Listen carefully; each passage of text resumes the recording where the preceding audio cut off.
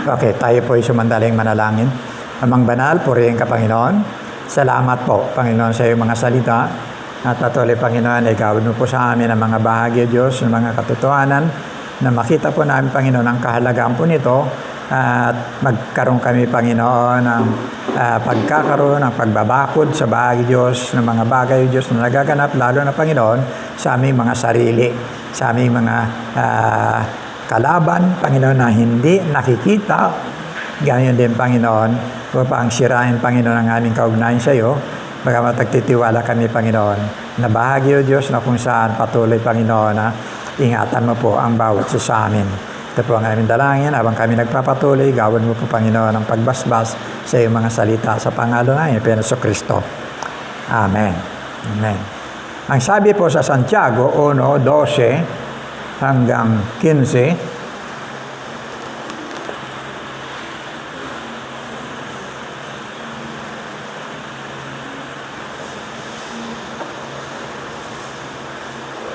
pinagpapala ang taong nanatiling tapat sa kabila ng mga pagsubok, sapagkat matapos niyang malampasan ang pagsubok, tatanggap siya ng gantimpala ng buhay na pinangako ng Panginoon sa mga umiibig sa Kanya.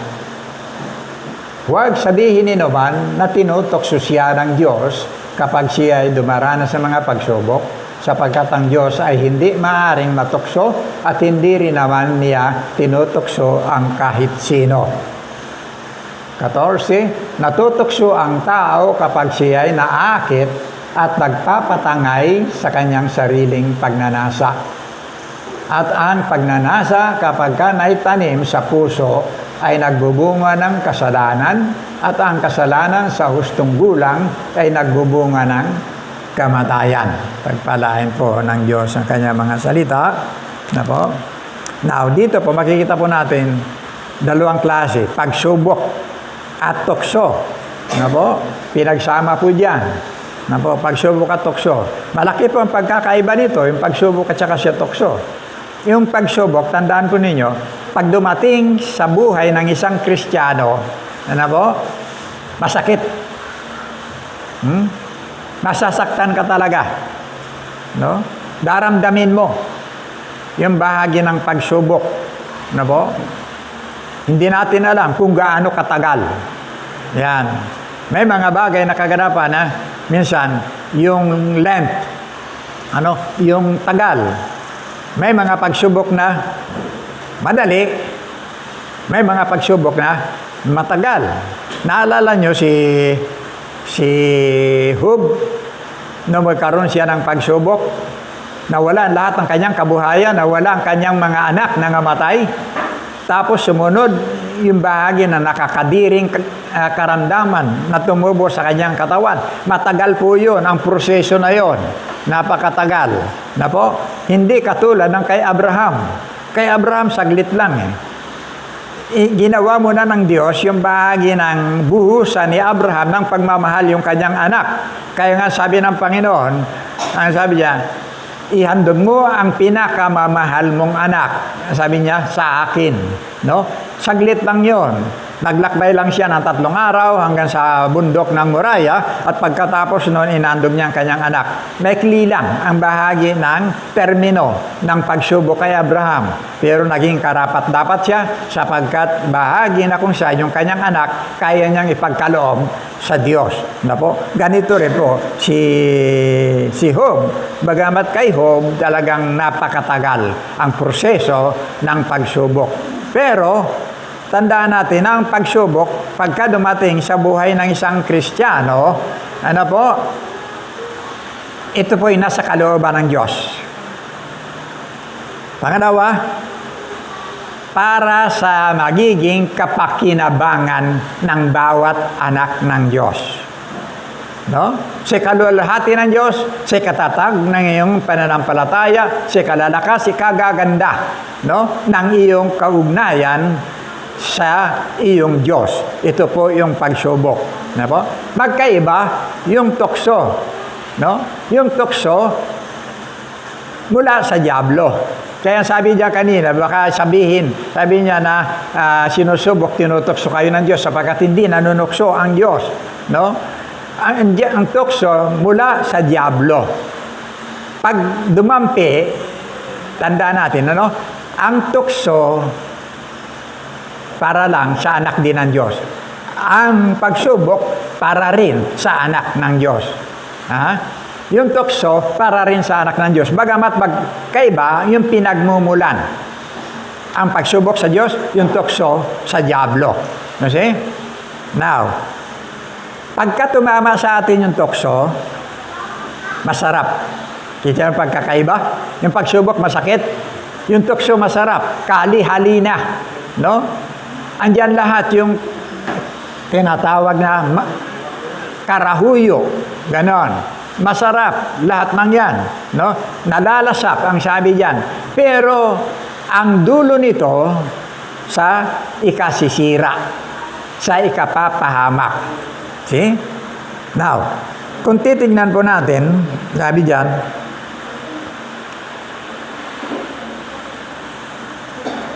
sa John chapter 3, verse 18,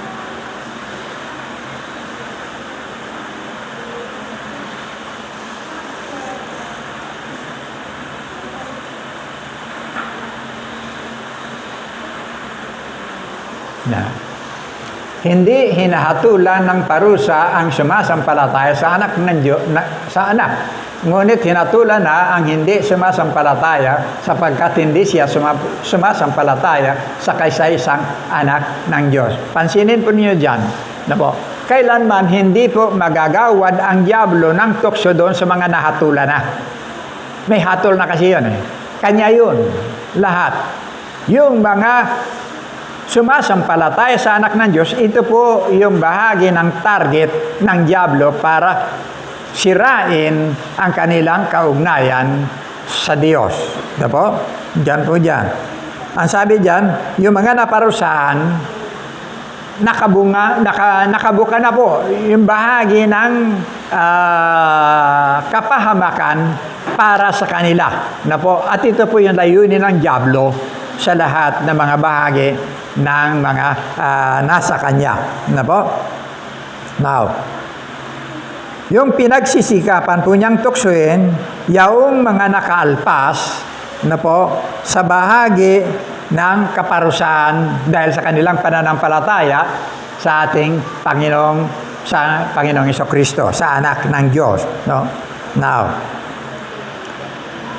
kung ang salita po ng Diyos buhay, mabisa, magkabilay talim, na po, pumapasok, humahati sa pinagsakluban ng Espiritu Santo, anong Espiritu at saka kaluluwa, at pumapasok yan hanggang sa pinaka taba ng ating mga buto.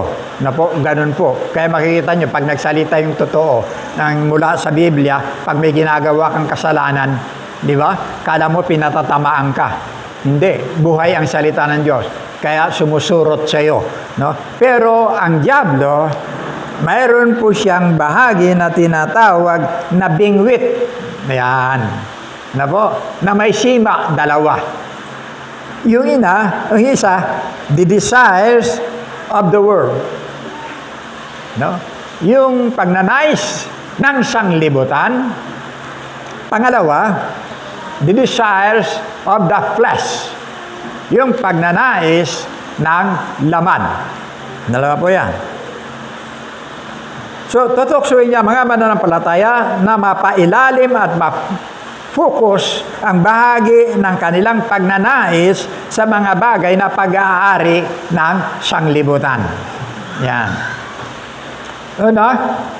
Gagawin niya na ang material na bagay ay magiging pangunahing pagpapala sa buhay ng mga narito sa sanglibutan. See? Kaya nga ngayon, uso ngayon sa lahat ng mga samahan, religious organization, tinatawag na gospel, prosperity gospel. Ano po?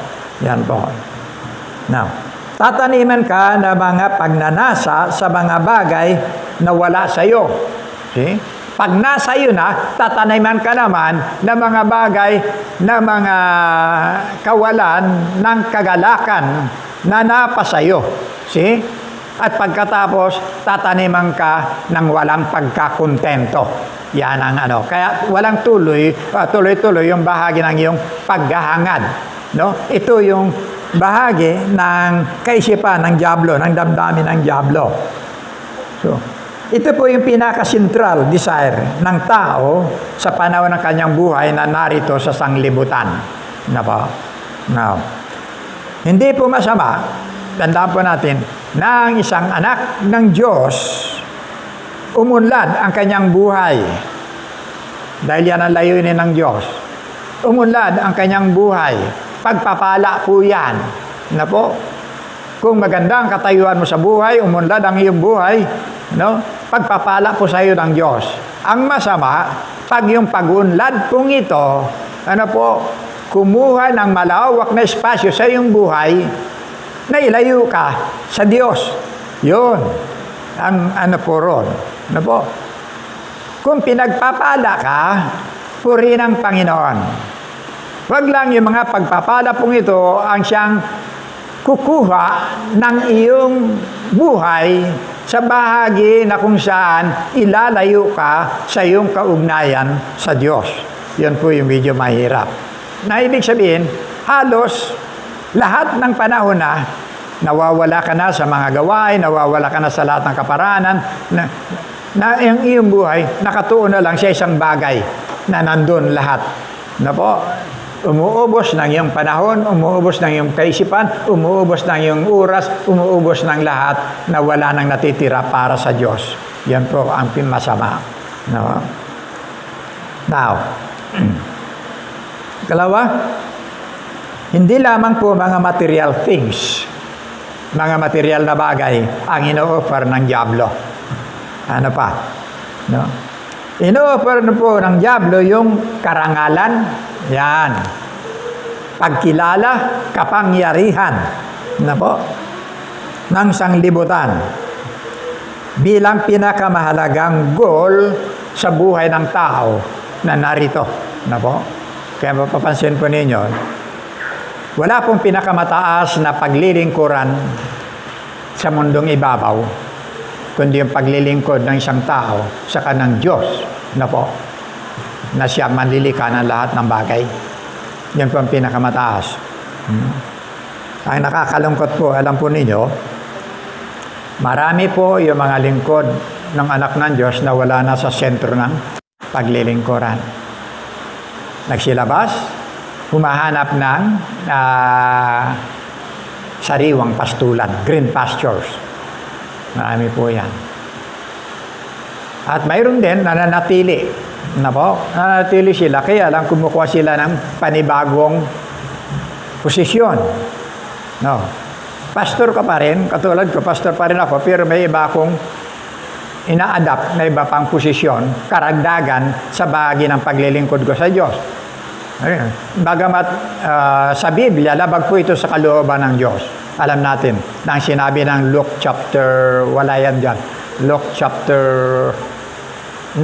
Matthew chapter 6, verse 24, walang makapaglilingkod ng sabay, sa dalawang Panginoon. Either magiging tapat ka sa isa, or magiging plastic ka doon sa isa. See? Mamahalin mo yung isa, or ipatraidor mo, anong tawag yan? Sisirain mo yung isa. Ganyan po.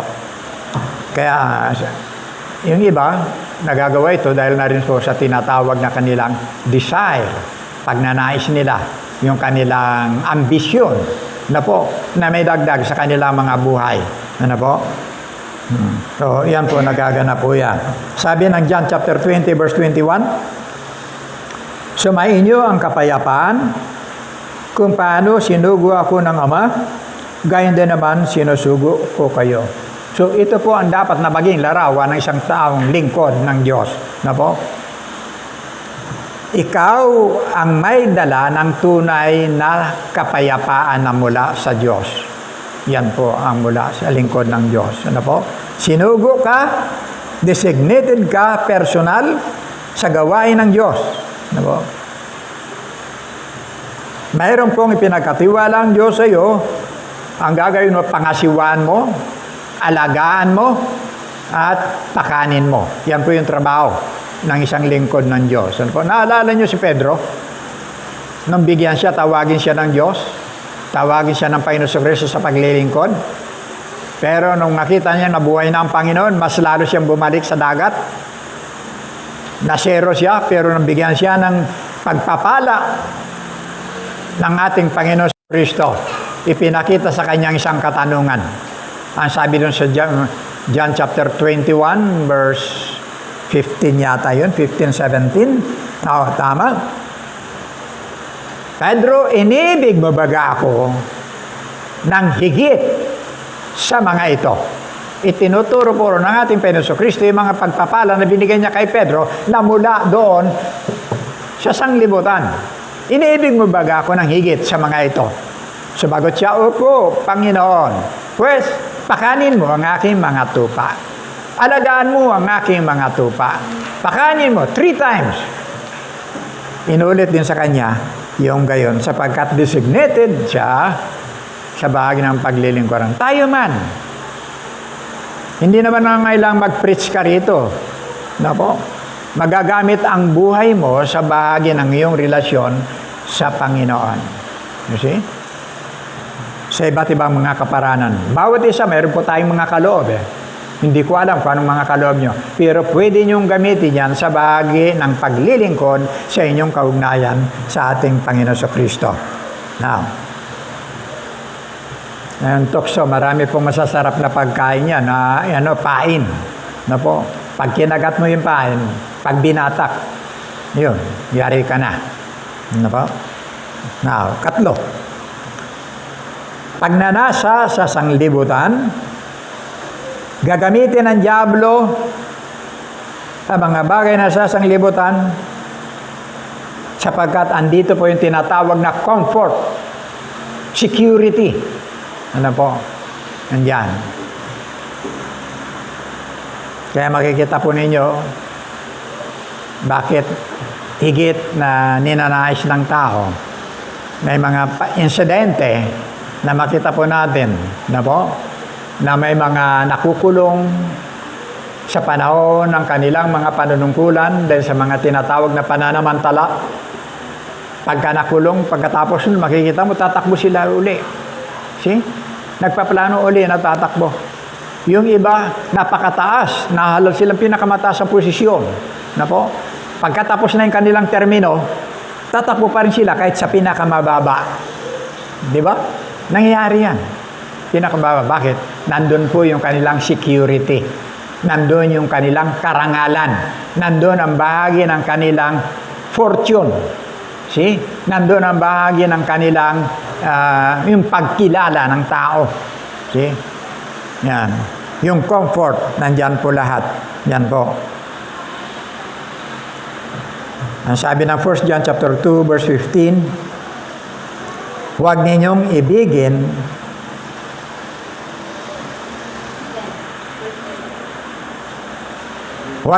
ibigin ang sanglibutan o ang mga bagay sa sanglibutan. Ang umibig sa sanglibutan ay hindi umiibig sa Ama. You see? The desires to the flesh.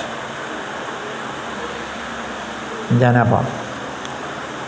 1 John chapter 2, verse 16, sapagkat ang lahat ng nasa sanglibutan ang nakapupukaw sa masamang pita ng laman, ang mga nakakatukso sa paningin at ang karangyaan sa buhay ay hindi nagmumula sa Ama kundi sa sanglibutan. See? Yan po yung mga bagay nakita natin na halos sa lahat ng bahagi ng ating katawan maaring pagmulan, maaring kalabitin ng dyablo. Lalo na kung saan ka mahina, doon ka gagalawin. Di ba? Bagamat nagtagumpay na po ang Panginoon Kristo, doon sa cross, yung katagumpayan niya, katagumpayan po natin lahat. Ngunit, sabi diyan, merong ngunit. nakatira pa rin tayo sa physical na katawan na ito na subject. Ano po? Sa mga bagay na tinatawag na appetites, desires ng ating mga sarili. See? Ano ba mga desires natin? Di ba? Nasa area po ng sanglibutan at ang laman, unang nagtagumpay po ang dyablo sa unang mga tao. See? Hindi po ba? Ang sabi nga ng talata doon, at nakita ng babae na tila ang bungang ito masarap kanin at magpapapanta sa tao, kaya pumita siya, kumain at binigyan din niya ang kanyang asawa. No? So ito rin po ang sistema na ginagamit ng dyablo hanggang sa kasalukuyan. Hindi po yan nagbabago. Naalala niyo, lapitan niya ang ating Panginoon Kristo. Pagkatapos manalangin ng 40 days and 40 nights, lumapit siya sa Panginoon. Pagkatapos, inalok niya ang lahat. Inalok niya na maging tinapay yung bato para sa kapakinabangan ng tiyan. Kaya makikita niyo yung mga unang-una, number 1, concern ng tao sa kanyang tiyan. See? Pangatlo yun. Yung pinakita niya yung lahat ng kaharian, lahat ng kayamanan, lahat ng karangalan. Pinakita niya sa Panginoong Kristo. Okay? Kapalit ng pagkilala sa Kanya. Okay? Kung kaya niyang lapitan at alukin ang ating Panginoong Kristo, gasino tayo. Di ba? Gasino po tayo. Pangatlo, inalok niya. Hinamon niya na tumalon. See? Ano yun? Pride. Pride po yun. Di ba? Naalala ko na maliliit pa kami, ganyan kami. Pagka pinag-aaway kami, sabi nga, kalabitin mo siya, ganyan yan eh. Kalabitin mo nga siya, sirain mo nga yung buhok niya, ganyan. Ganyan. Ikaw naman, susunod ka. Ganyan. Dahil sa yabang. Ganun yun. Gagawin mo yun dahil sa yabang. Ano po? Naalala niyo yung kwento nung yung dalawang tao, isang Inchik at saka isang Pilipino. Pinaglalabanan nila yung kanilang mga Diyos. Yung sabi ng isa, gusto mo, talon tayo sa, di ba? Nagamit ko na yung minsan. Talon tayo sa kanya, sa talampas, sabi niya ganyan. Tingnan natin kung sino talaga yung ating Diyos. Ganyan. Nauna yung Inchik, tumalon. Pagtalon niya ganyan, ang sabi niya, sumisigaw na siya, Buddha, Buddha, Buddha, Buddha, Buddha, Buddha, Buddha. Di ba? Nakikita na niya yung lupa. Yan pala, may nakausli na puno doon sa bahagi ng talampas. Sumabit siya ron. Ibig sabihin, mausay yung Diyos niyang si Buddha. Sumabit siya ron. Hindi siya bumagsak sa lupa. Pagkatapos sumigaw siya, ikaw na naman. Tingnan natin kung ano magagawa ng iyong Diyos. Tumalon siya, yung Pilipino. Sabi niya, Jesus, Jesus, Jesus, Jesus. Pero nung malapit na siya doon, sa bahagi na, nakikita na niya yung lupa, no? Walang proteksyon na magaganap sa kanya. Jesus, Jesus, Jesus, Jesus. Sabi niya ganyan, Buddha, Buddha, Buddha, Buddha, Buddha. See? Yabang. Bunga ng kayabangan. Kaya may mga tao, makikita nyo, maririnig nyo, puro ako, ako, ako. See? Ako, nag-aaral ako ng law, nag-aaral ako ng philosophy, no? Nag-master ako ng Greek, nag-master ako ng Hebrew. See? Ay pagdating sa Panginoon, lahat ng yan hindi mahalaga. Di ba? Pagdating doon, kaharap mo ang Panginoon, tatanungin ka. Di ba? Hindi tatanungin sa'yo, ano bang inabot mo? Ano bang pinag-aralan mo? Tatanungin sa'yo, ano ang ginawa mo para sa akin? Okay? Ilan ang kaluluwa na nadala mo sa paanan ko? Ito po yung mga bagay na dapat paghandaan po ng bawat isa sa atin. Kaya makita nyo sa 2 Timothy chapter 4, verse 6, makita nyo yung buhay na pinakita ni Apostol Pablo sa bahagi ng kanyang paglilingkod. Na po? Ayan. sapagkat dumating na ang panahon ng pagpanaw ko sa buhay na ito. Ako'y mistulang isang handog na ibinuhos sa dambana. Haharap tayo sa ganyang sitwasyon. Darating po tayo diyan. Pinagbuti ko ang aking pakikipaglaban, natapos ko na ang dapat kong takbuhin at nanatili akong tapat sa aking pananampalataya. See? Kaya naghihintay sa akin ang koronang gantimpala para sa mga namuhay ayon sa kalooban ng Diyos. Sa araw na iyon, ang Panginoon Jesus na siyang makatarungang hukom ang siyang magpuputong sa akin ng korona, hindi lamang sa akin, kundi sa lahat ng nananabik sa kanyang pagbabalik. See? Kaya ako naniniwala na pagdating ng rapture, kasunod pa niyan, magaganap yung bahagi ng ating pagharap sa Panginoon. Isa-isa, pagharap sa Panginoon. Now, simula pong bumagsak ang taong si Adan at si Eva, ang tao po ay napay sa ilalim na ng kapangyarihan ng laman. Galatians chapter 5, verse 19 to 21.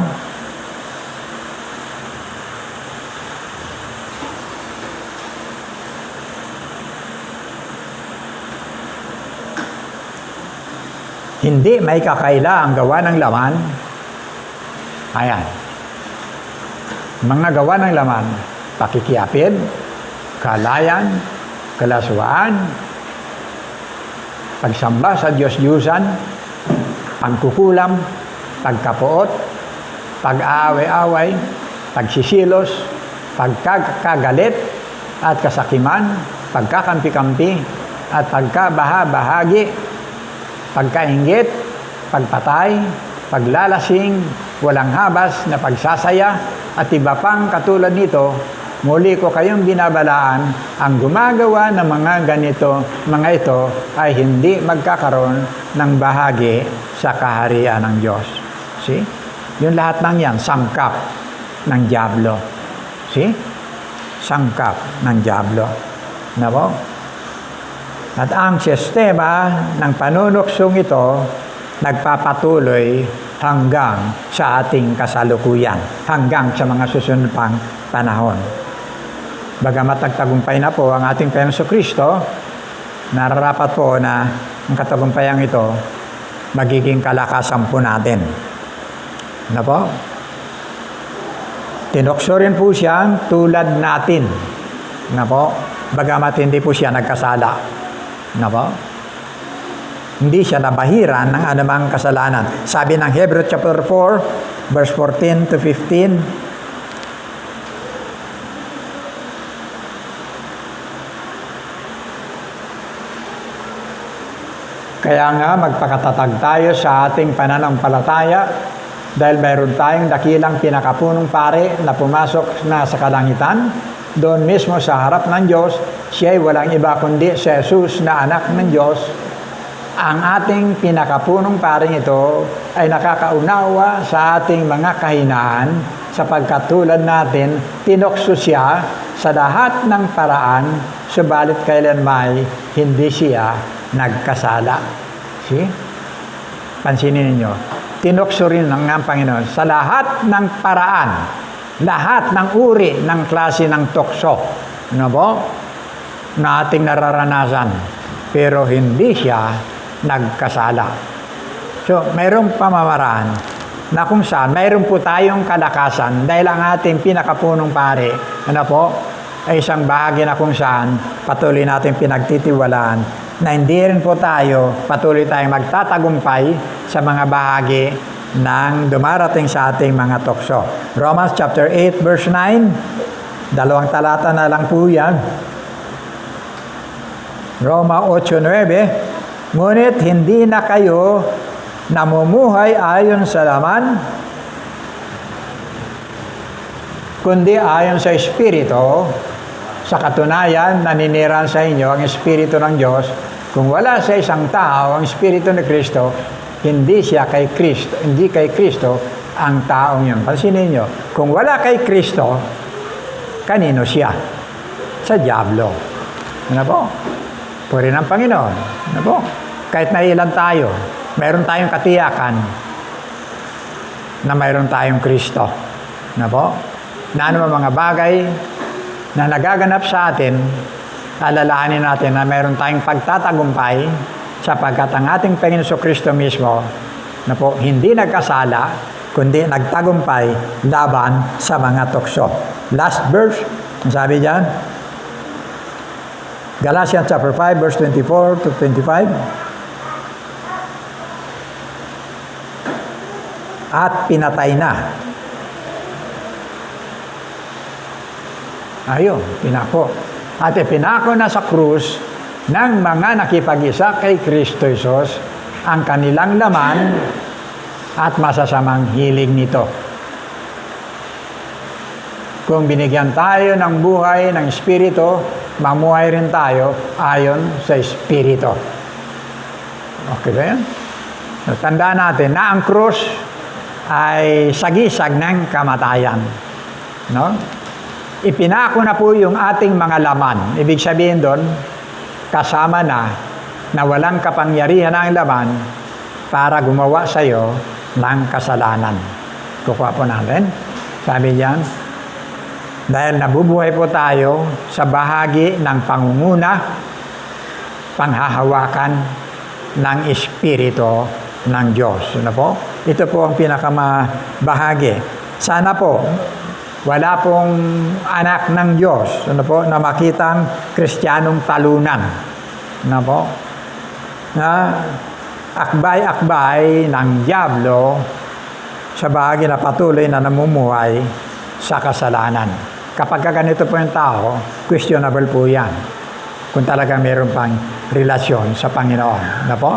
Walang anak ng Diyos, sabi diyan, na nagpapatuloy sa kasalanan. Ipinako na yung kanyang laman kasama Kristo na kung saan nandun ang pundar ng kasalanan sa laman.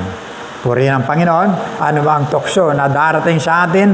Na po, tandaan po natin, hindi tayo ligtas. Nakakasala pa rin tayo. Ang sabi ng, dagdag mo ito kapatid, 1 John chapter 1, verse 8, hindi tayo nagmamalinis, pero sabi diyan, hindi tayo, sabi, 1 John chapter 1, verse 8,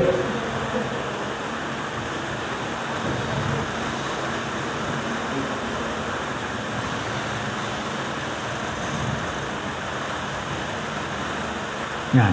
Kung sinasabi natin tayo walang kasalanan, ay ating dinadaya ang ating sarili at ang katotohanan ay wala sa atin. See? Anak na tayo ng Diyos. Tandaan natin. Pero hindi mo pwedeng sabihin na hindi ka na nagkakasala.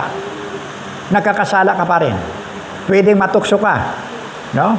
Pwedeng magtagumpay ang tukso sa'yo. See? Pero sa bahagi pong yan, makikita natin, susunod na talata, verse 9. Kung ipinahayag natin ang ating mga kasalanan, ay tapat at banal siya na tayo patatawarin sa ating mga kasalanan at tayo merong lilinisin sa lahat ng kalikuan. Mayroon tayong shock absorber. May motor, para hindi ka masaktan. Pag nalulubak, na po, magbabounce ka lang na ganyan. Alam natin na nagkakasala pa tayo, na natutokso pa tayo. Na po? At hindi natin pwedeng sabihin na hindi tayo nagkakasala. Lalabas tayong sinungaling.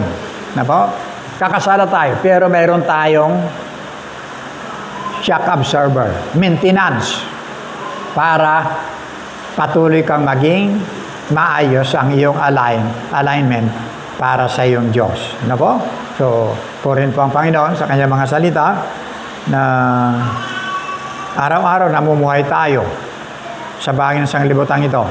Kaya nga bago dumako ang ating Panginoon Kristo doon sa krus, pinaghugasan niya ng ang kanyang mga paa ng kanyang mga alagad. Preparasyon yon sa bagay na kung saan araw-araw lumalakad ka rito, nagkakaroon ka ng mga karumihan sa iyong paa, yung tinatawag na pollution, alikabok, nadudumihan ka, kinakailangan mong maghugas ng salita ng Diyos bawat araw. Na po? So yun ang isang bahagi na kung saan kita natin na maging ating Panginoon Kristo, ganun po ang kanyang pagmamalasakit sa buhay ng kanyang mga anak na nagkaroon ng kaugnayan sa kanya.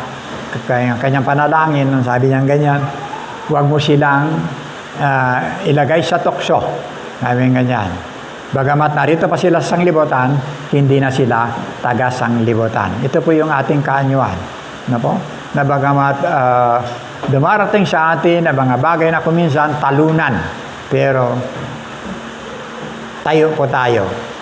Na po? Na sa bahaging yan, patuloy nating dalhin ang karangalan ng ating Panginoon Kristo sa pamamagitan ng katotohanan ng kanyang mga salita. Pagpalain po ng Diyos ang kanyang mga salita at tayo po ay manalangin. Amang banal, marami pong salamat muli. Patuloy na pagpalain mo po ang bahagi ng katotohanan sa aming mga buhay. Ihanda mo po kami, Panginoon, sa bahagi, Panginoon, ng lalang ng diablo na kami po ang target Diyos sa bawat bahagi, Panginoon, ng aming buhay sa pang-araw-araw. Ilayo mo po kami. Maaaring sa anumang kaparanan, Panginoon, patuloy na gumagawa ang diablo upang hipuin kami kung saan, Panginoon, marunong kaming mga kahinaan at patuloy, Panginoon, na pagkalubog sa amin ng ganap na kalakasan. Kung saan kami mahina, doon mo kami patatagin. At patuloy, Diyos, sangkapan mo kami, O Diyos, ng bahagi ng kaayusan at kabanalan, O Diyos, sa aming kaugnayan sa iyo. Salamat sa banal na Espiritu na patuloy nagkakaloob ng kalakasan sa aming mga buhay. I-bless mo po kami sa panahon, Panginoon, na kung saan nakasalang kami sa mga bahagi, O Diyos, na mga tukso. Pagpalain mo po ang mga salita at patuloy, Diyos, na payabungin sa aming mga buhay sa pangalan ng Panginoon Kristo. Amen.